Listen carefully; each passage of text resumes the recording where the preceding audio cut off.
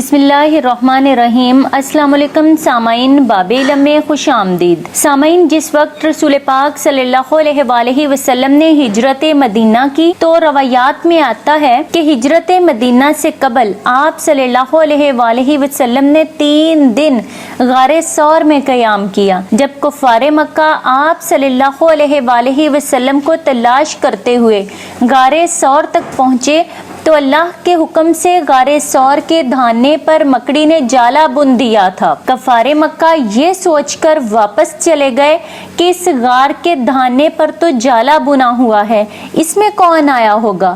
یوں اللہ نے مکڑیوں کے ذریعے سے رسول پاک صلی اللہ علیہ وآلہ وسلم کو دشمنوں سے محفوظ رکھا۔ اسی لیے مکڑیوں کو مارنے سے اجتناب کرنا چاہیے۔ لیکن سامعین، حضرت علی رضی اللہ تعالی عنہ سے روایت ہے کہ آپ صلی اللہ علیہ وآلہ وسلم نے فرمایا، اپنے گھروں سے مکڑیوں کے جالے صاف کرتے رہا کرو کیونکہ یہ مفلسی اور ناداری کا باعث ہوتے ہیں۔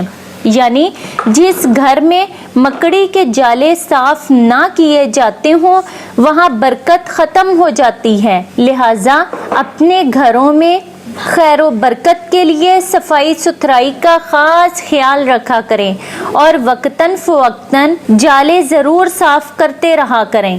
سامعین، باب علم پر ایسی ہی مزید اور معلوماتی ویڈیوز دیکھنے کے لیے باب علم سبسکرائب کریں اور پاس دیے گئے بیل آئیکن کو ضرور پریس کر لیں۔ باب علم کی ویڈیو لائک اور شیئر کریں اور کامنٹ باکس میں اپنی رائے کا اظہار کرنا نہ بھولیں۔ اگلی ویڈیو تک کے لیے اجازت دیں۔ بہت شکریہ۔ اللہ حافظ۔